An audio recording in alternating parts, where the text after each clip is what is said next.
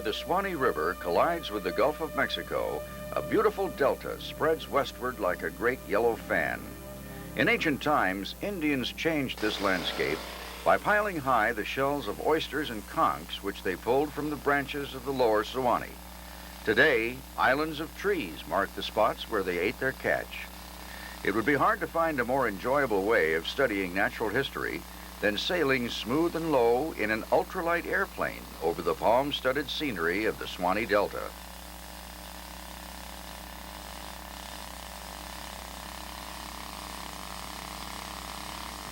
As you would expect, the little delta town of Suwannee is preoccupied with all things pertaining to fish.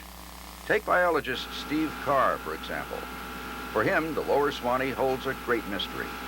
It seems that big female sturgeon from the Gulf of Mexico enter the river in March, loaded with eggs. And yet, not one sturgeon egg or larva has ever been found in these cypress-lined waters. Sturgeon are definitely spawning here, but the coffee-colored waters of the Suwannee have completely hidden the spot. With the sturgeon population dwindling, Steve Carr raises grants and gathers data in what he considers to be a race against time.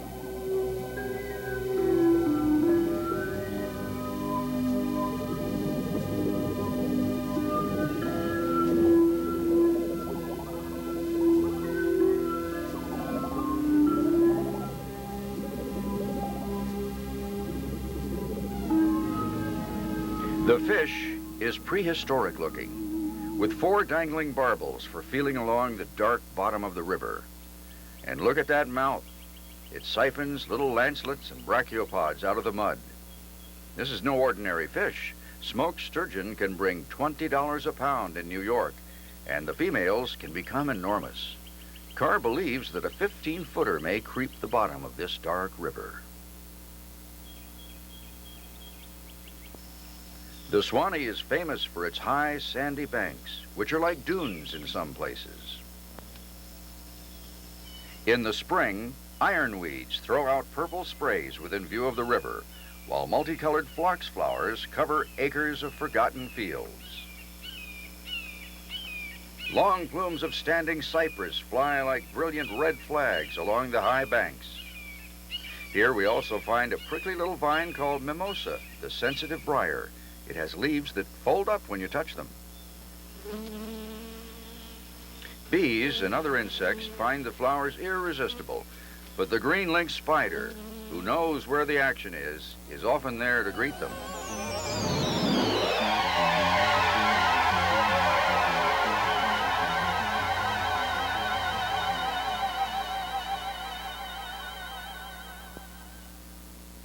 Gulf fritillary butterflies not only sip nectar from the showy flowers of the passion vine, but they also lay their eggs on the plant's leaves. The tropical zebra butterfly does the same thing. It glues them to the tender growing tips. The caterpillars from both species eat only the leaves of passion vines, nothing else. But the eggs are not always safe. An ant mauls a zebra egg in a vain attempt to pull it loose. Mass produce that glue and you'll make a fortune.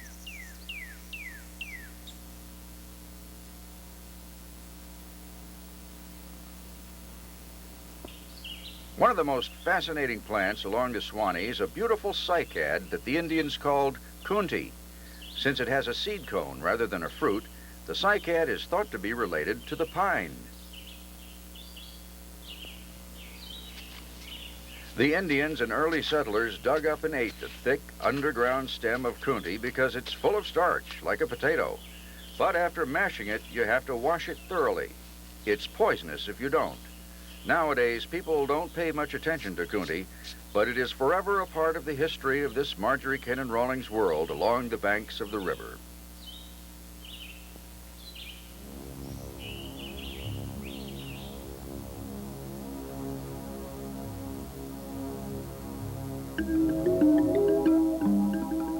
A bobcat makes a mossy oak its lair, moving gracefully over the twisted limbs of this classic tree of the Deep South.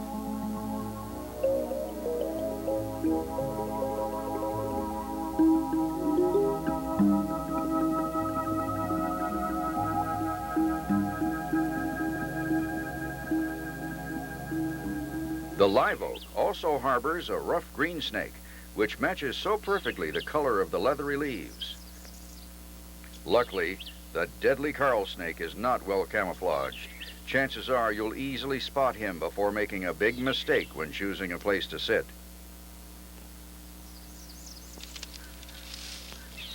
The Suwannee is reptile country, and you don't travel far before you find a Florida box turtle, or one of his kin. In the spring, Cooper's hawks raise their young in tall trees along the river. By early June, the awkward chicks are mostly legs, beaks, and down. The parents are secretive, and so finding a nest and building a 50-foot tower blind in the dense woods is no small task. Incredibly enough, the nest has somehow survived the breaking off of the entire top half of the tree, which now lies wilted on the ground far below. The chicks have probably forgotten all about the storm that did it.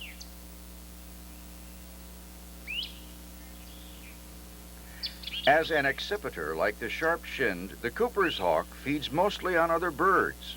By rearing her chicks when the songbirds do, this mother can also find their nests and steal their babies to feed to her own young. That's what's happened here. She's brought in the chick from a cardinal's nest. There are many secrets along the river in springtime.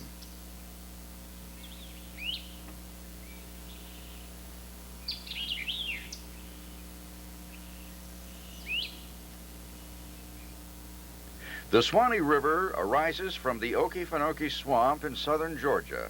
On its 250-mile trip to the Gulf of Mexico, it picks up water from 3 tributaries. The Alapaha and the Withlacoochee flow out of Georgia. The third is Florida's own Santa Fe. The Santa Fe is a large coffee-colored river like the Suwannee, but it has a different character.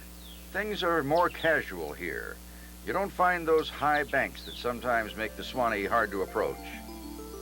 White-tailed deer step into the waters, knowing that if danger strikes, it's an easy dash for the timber.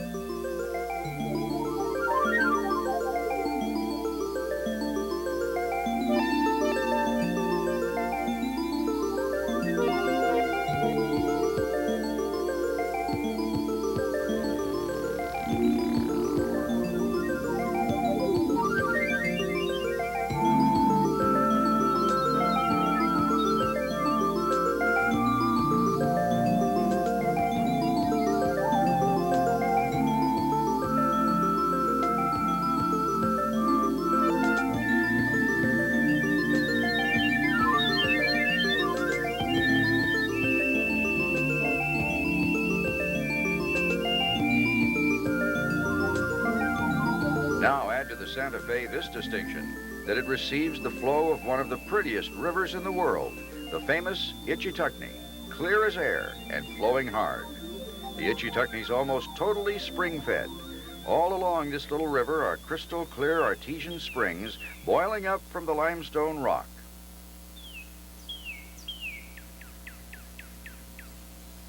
People throughout Florida have discovered the many charms along Itchitucknee's 6-mile length. Relax, cool off, and let the river do the work.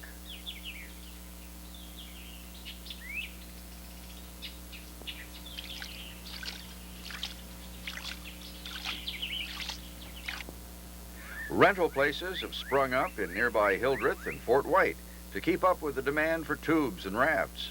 Now, on a typical summer afternoon, the Itchitucknee River is a spectacle.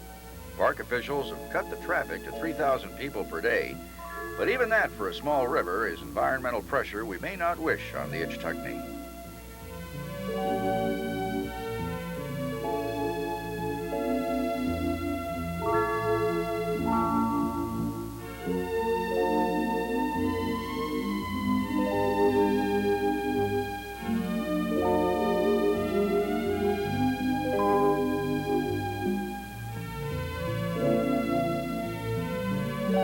Florida's rivers, whether they run clear or not, are studded with springs. The Suwannee's the prime example. Dots on a map show only some of its major springs.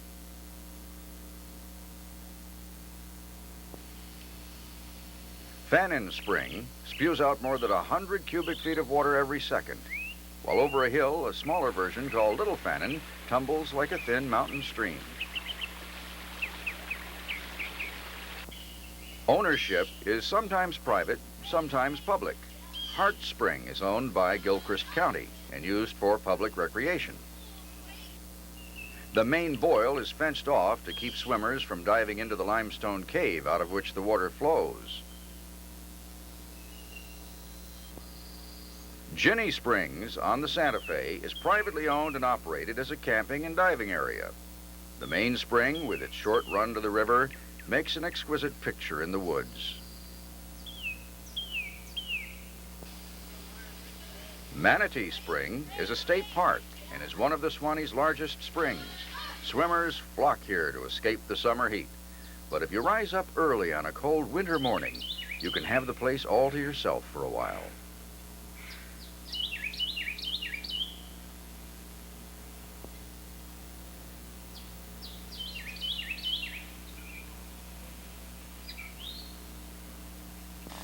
From the air, Little River Spring is typical. A distinct line separates the dark river from the clear spring water at the surface. Coffee on one side, gin on the other. Swimmers usually choose cold, clear spring water where they can see a gator coming instead of the warm, dark Suwannee where they can't. Troy Spring, on the east bank of the river, is a giant gaping hole. But in the shallows lie the remains of the old Suwannee River steamboat, the Madison, which was sunk during the Civil War so the Union soldiers couldn't get their hands on it.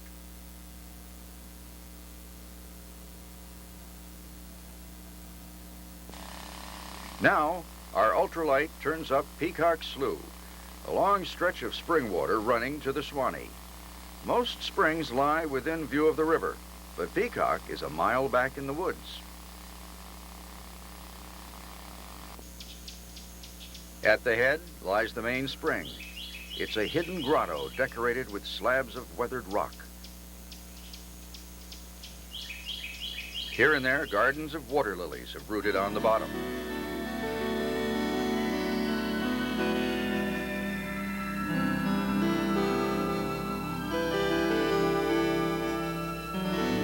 Streamers of algae trail like dreamy cobwebs in an imaginary world.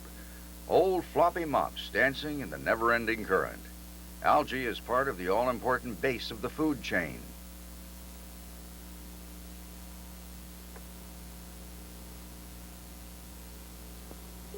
In Poe Spring, the flow is so swift, you marvel at the strength of the plants to withstand it.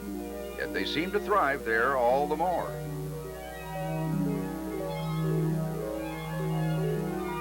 This avalanche of vegetation is food for little herbivores like the spiny snail that sometimes cover the plants. We also find the apple snail grazing. It's the largest freshwater snail in North America. In one spring, there are so many empty snail shells blowing around, you think you're inside a popcorn machine.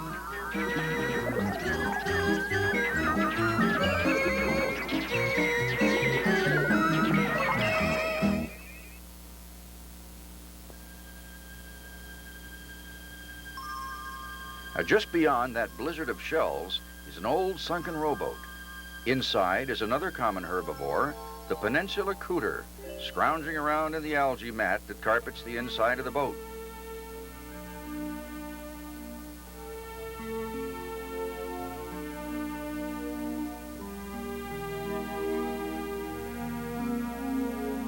Cooters are clumsy on land, but here they glide with paddled feet through water as clear as air. Most turtles take off like a shot when they see you, but others hover in on little fits of curiosity before hightailing it. The red-bellied turtle doesn't stick around for long. Aquatic plants don't pack many calories, so the cooter has to do a lot of pruning in order to get enough food and energy for survival. Nevertheless, the plants grow so fast that every spring is able to support many of them.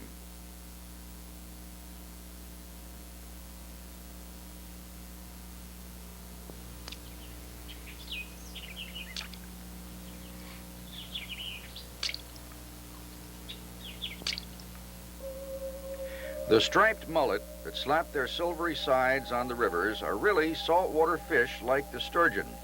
But while the sturgeon enter the rivers to breed, the mullet come in mainly to feed. Mullet are living vacuum cleaners that can strip the algae off a blade of eelgrass from the bottom up. In Silver Springs, Dr. Howard Odom discovered that it is the fast-growing coat of algae, not the eelgrass, that is most productive in the intricate web of life. A drought hits the region in June, and the Santa Fe turns as clear as a spring. She's clear because her springs are still flowing, but there's no dark runoff from the surrounding woods. Now that the dark veil is lifted, we can watch the shellcrackers breed. It's a rare sight. The males are preoccupied with their own nesting sites. Filmmaker Rich Kern carefully selects a colorful male near the edge of the little community. When he is quiet, the shellcracker doesn't notice him. But when Kern moves, the fish pokes his face into the port of the underwater movie camera.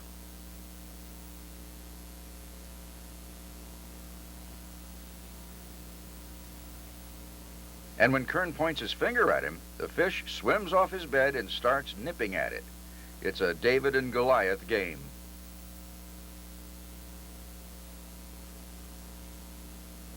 Things get a lot more serious when a female shows up. Suddenly, a big commotion breaks out, with males darting around trying to lure in the little female shellcracker.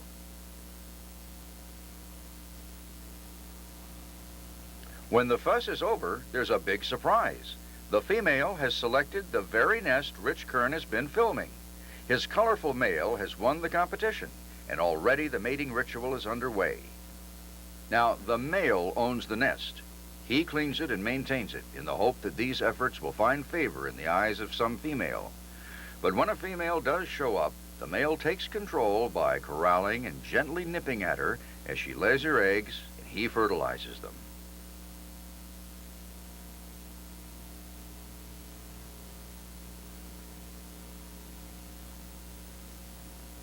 The eggs are so tiny and clear, we must move in very close to see them.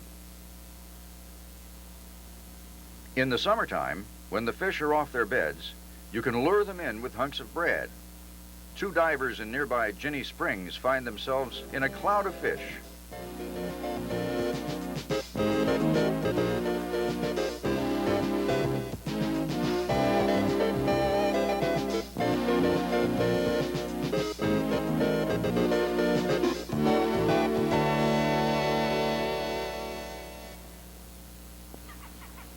Although the Suwannee has more springs than any other river, the two largest springs in the state are located elsewhere and have become major attractions.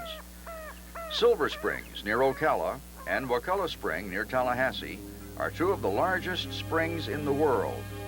In each case, a sizable river is created by the enormous flow of the spring. A trip down the Wakulla River is a journey into a primeval world.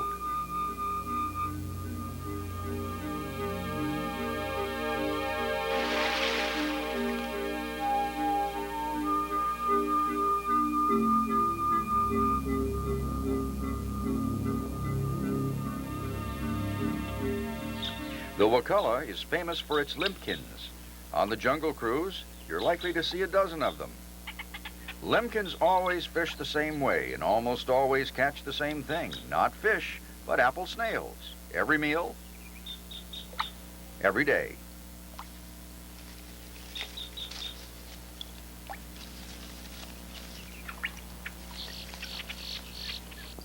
A beautiful bird of the Florida marsh is the purple gallinule. Males are extraordinary.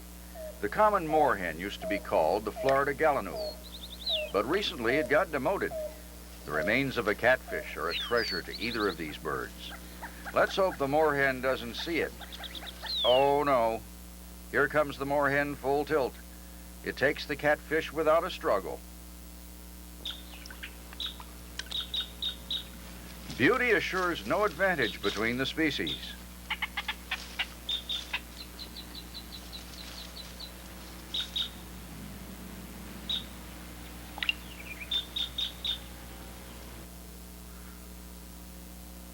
Life flourishes in the dazzling spring, but sometimes this abundance takes weird and unexpected forms. Many people know of the common snapping turtle with its smooth shell, but what about the turtle that we see now?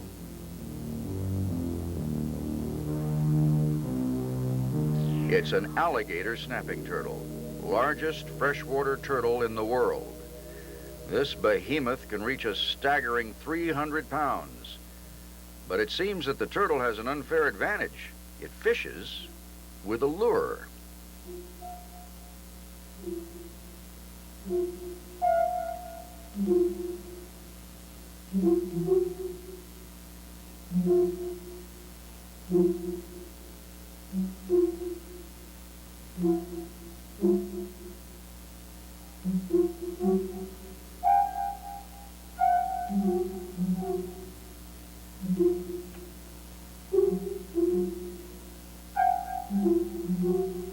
The lure is part of the turtle's mouth, and as it moves, it swells up. And by George, you'd swear it was a worm. Little fish buzz around like flies, to bite or not to bite. Meanwhile, a greenback heron is doing its own version of bait fishing with a piece of bread found along the bank.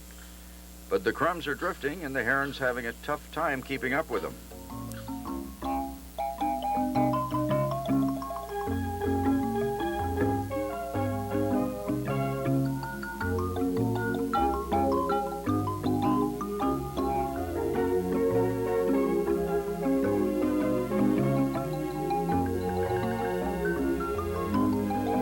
Down below, the snapper's got his own problems. Lately, greenback herons have become famous for bait fishing, though only a few can actually do it. The trick is to toss the bread, keep still, and hope the bread doesn't float off. If it does, you still have a shot at it.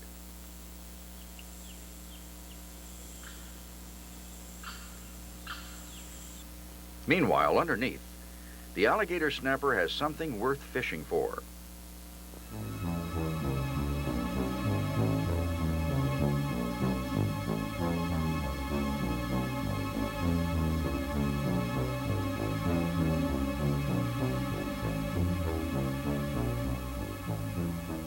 In 1949, in Churubusco, Indiana, a giant alligator snapping turtle was spotted in a farmer's pond.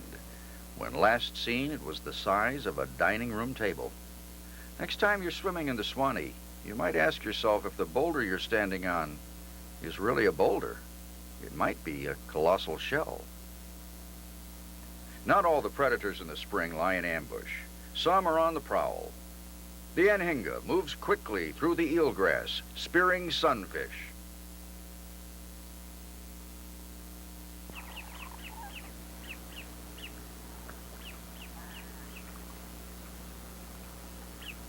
Another predator of fish is the stealthy Florida gar.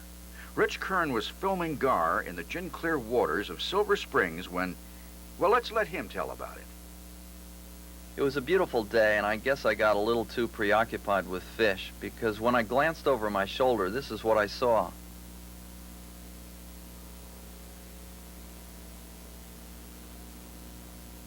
The force of the spring was driving the big alligator toward me. I held my heavy camera out in front, thinking that if he was hungry, the gator could take a bite of that instead. Fortunately, he wasn't interested in me at all, so I decided to have another look. I'll never forget it.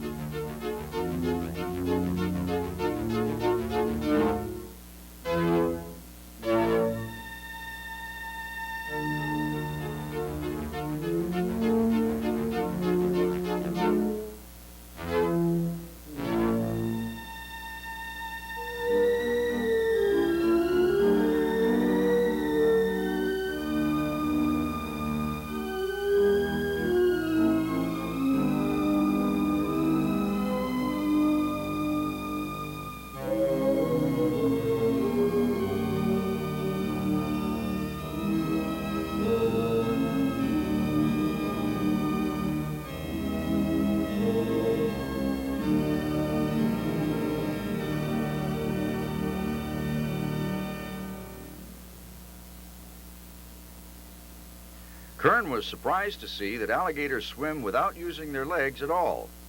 But then at Wakulla Spring, he almost bumped into this guy, and he realized that swimming in gator country is a little like playing Russian roulette.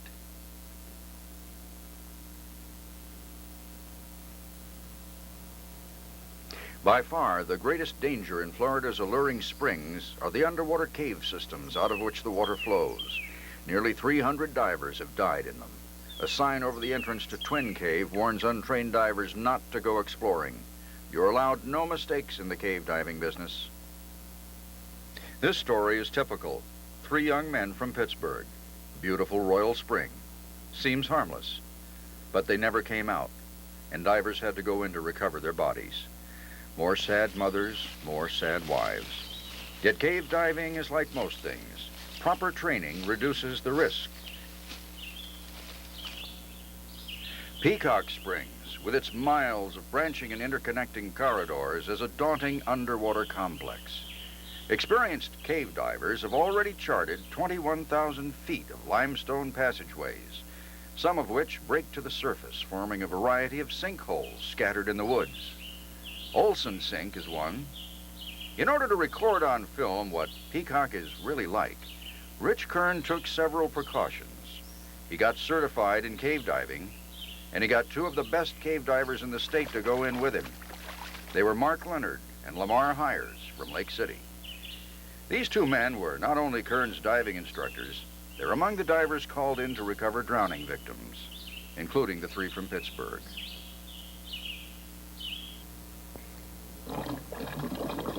There are several rules that can keep you alive in the caves. Many violators of these rules never again saw the light of day. You must use a special nylon guideline. Tie it outside the cave and reel it out as you go. If you get lost, you can follow it back to the surface, but not if your lights burn out. And so each diver should take at least 3 spare lights as a backup. Then comes the 1/3 air rule. You've got to check your gauges often for this. When you've used 1/3 of your air, you must start heading out. You'll still have 1/3 of a tank for getting out and 1/3 as an emergency supply. That's not much of a reserve because if for any reason you panic, you will consume air very fast. Kern thought about all this as he began his entry into an unknown world. Hear his own words as he describes his descent into the darkness. As I entered the cave with Mark and Lamar, I was amazed by the enormity of it.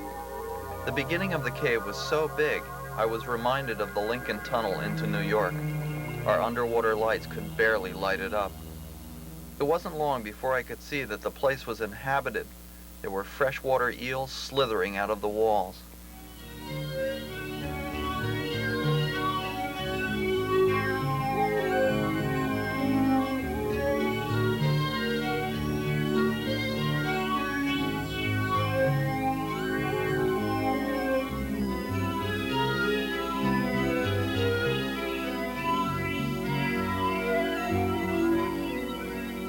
I followed the divers down through a long slit in the limestone. I didn't like it in there. With all the passageways we could have taken to Olson Sink, why pass through the jaws of a vise? I had to trust that Mark and Lamar knew the best way to Olson Sink. At the bottom of the crack, at a depth of 90 feet, we found a cement block with a permanent line attached to it. Divers had put it there on a previous trip. So Lamar snapped his reel off to the block, and we started to follow the permanent line. In some places, we walked along the ceiling to avoid stirring up the silty bottom with our fins. In other places, we pulled ourselves along the bottom, anything to avoid fanning up a blinding cloud of silt. In 1976, a diver named William Hurst got hopelessly lost in this cave. Just before he ran out of air, he scribbled a message on his underwater slate. "I got lost. Tell my wife and kids I love them very much." When I thought about that, I wasn't letting Mark and Lamar out of my sight.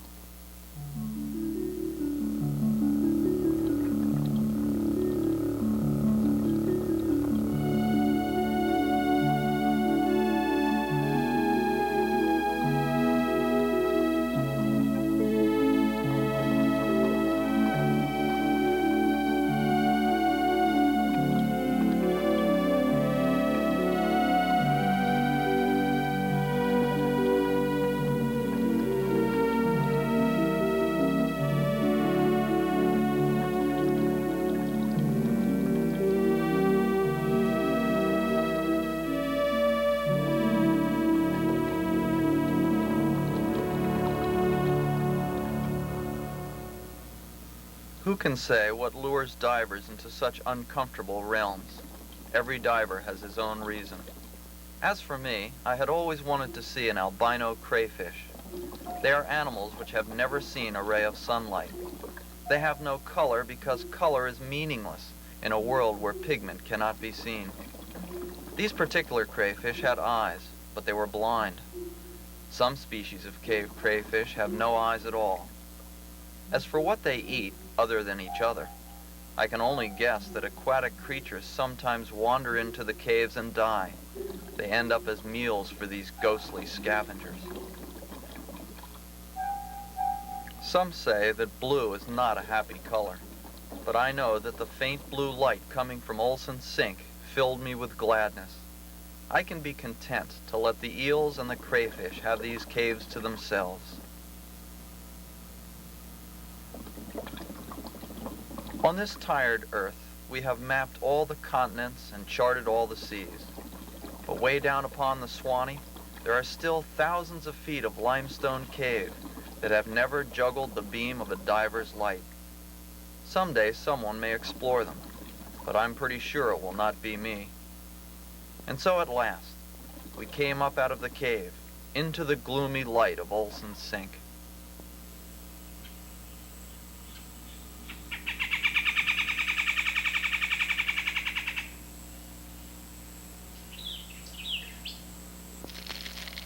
Buddy Page was born and raised in Wakulla County, less than 5 miles from Wakulla Springs. He might never have left this rural part of northern Florida, but when the Vietnam War broke out, Buddy served as a U.S. Navy SEAL, one of the Navy's most highly trained special forces. Today, Buddy Page is back in Wakulla working as a blacksmith, hammering out a vast array of iron products. But lately, all this work is done mainly to support a habit: hunting for bones. It is a cold January morning along the Osceola River, about 20 miles east of Wakulla.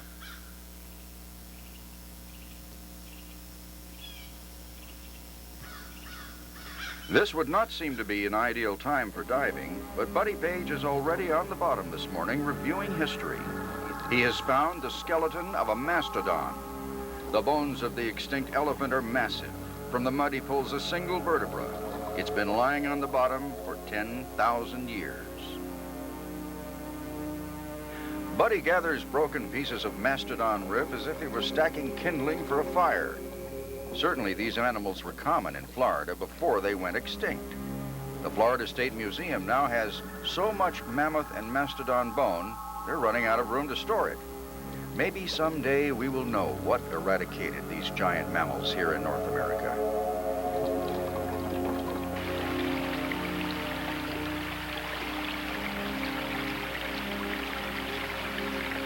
Buddy has already collected some important pieces of the mastodon skeleton.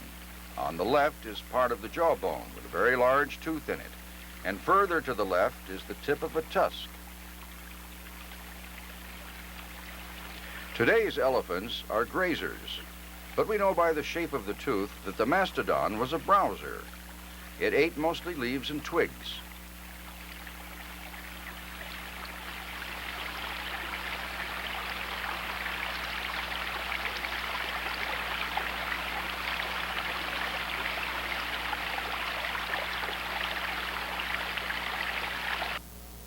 In those incredible days, 10,000 years ago and earlier, the Florida prairies shook under the weight of many impressive beasts.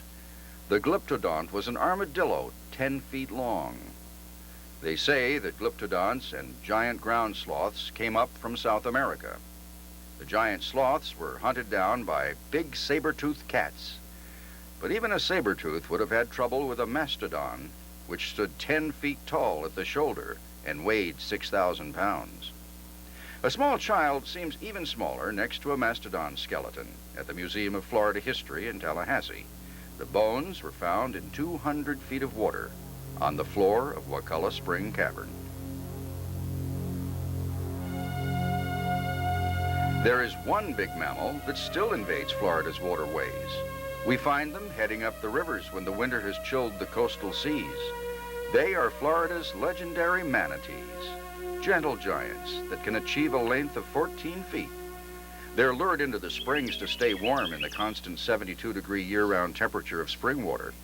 We find many at Blue Spring on the St. Johns River, and even more in the springs of the Crystal River, 2 of Florida's 13 manatee sanctuaries. Manatees may have been the mermaids of old. When Christopher Columbus came to the New World, he claimed that these mermaids, as he described them, were not as beautiful as he'd been led to believe. No, even a sailor wouldn't be impressed.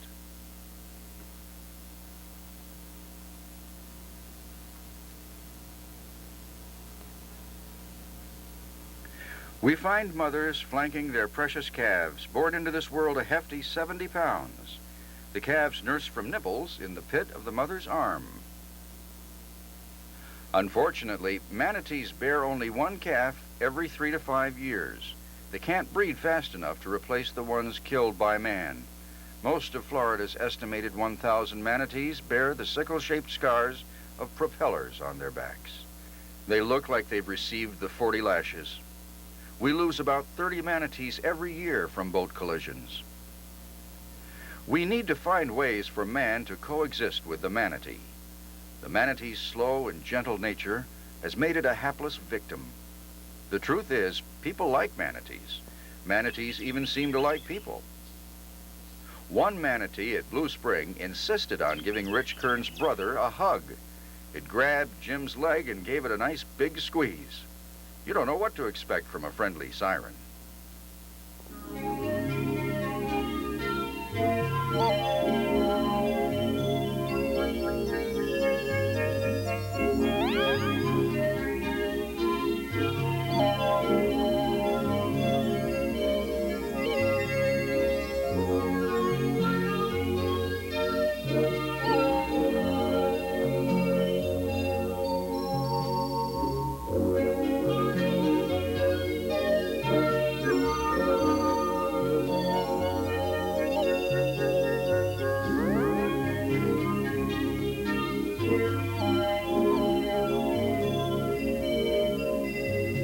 Manatees eat only plants.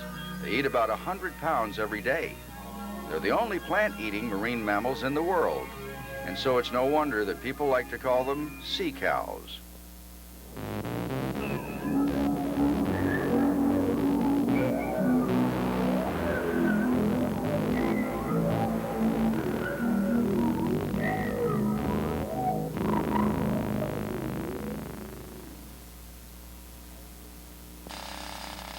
Our little plane has taken us past the junction of the Santa Fe, and as expected, the Suwannee is cutting a more slender form.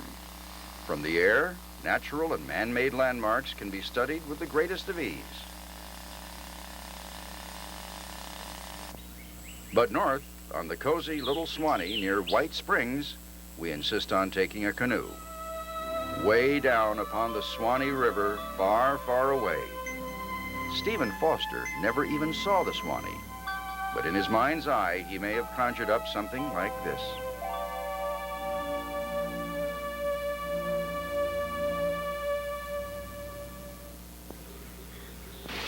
Not far away are the ruins of several spring water spas that went out of fashion in the 1960s when people discovered that mineral water is not actually therapeutic.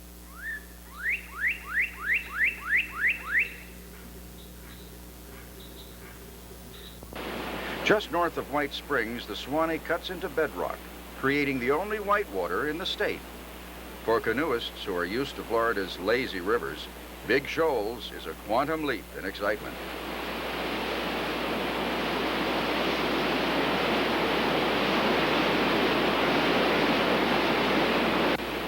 Nearby, several creeks plunge over the very same limestone bluff on their way to the river. Willie Murphy is one of the last chip and dip men in Florida. He works a stately grove of longleaf pines along the upper Suwannee, just south of the Georgia line. Willie Murphy is one of the last of the turpentine men, but with a chronic sore foot, this could be his last year in the business. Mrs. Murphy keeps a mullein plant in the backyard. A leaf of mullein boiled up makes a good poultice for the foot, and it keeps her husband going.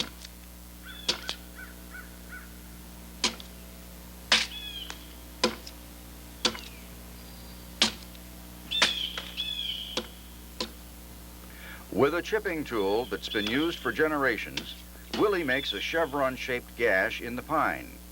He then gives it a squirt of acid to keep the sap flowing as long as possible. But in time, the dripping slows down and stops, and then he has to chip again. As the scar creeps higher up the tree, Willie has to use a long-handled chipper to reach it. Willie gets about 6 barrels of sap each time he chips the trees. He works the grove twice each summer, and then hauls the sap 60 miles north to Valdosta, Georgia, where he gets $92 a barrel for it. Eventually, the sap is converted into rosin, turpentine, and a host of other products. But with only 12 barrels a summer and $92 a barrel, Willie's profit is only $1,000 after expenses. And this is why Willie Murphy may go down in history as Florida's last turpentine man.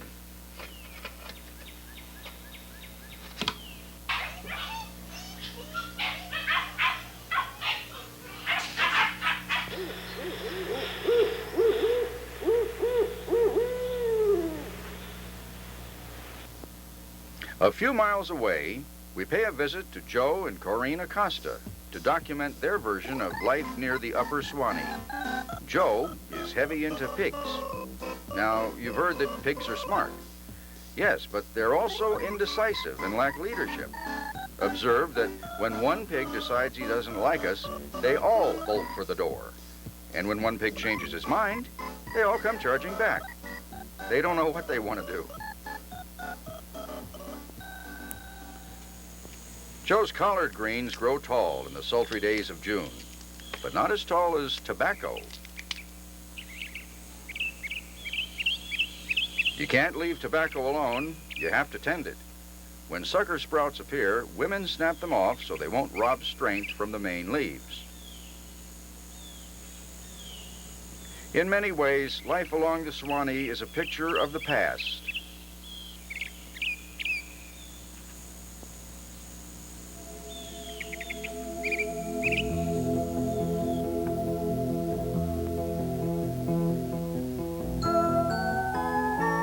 Inevitably, the Suwannee loses its high banks, and the things below start to look a little swampy. The landscape now belongs to the good citizens of the state of Georgia, but the river belongs to no one. For the Suwannee is not a thing to be claimed, but an event in which water particles and fish and even little towns participate, but for a brief time. The river occupies a place, but the place is not the river, for the river only flows through it on its way to someplace else.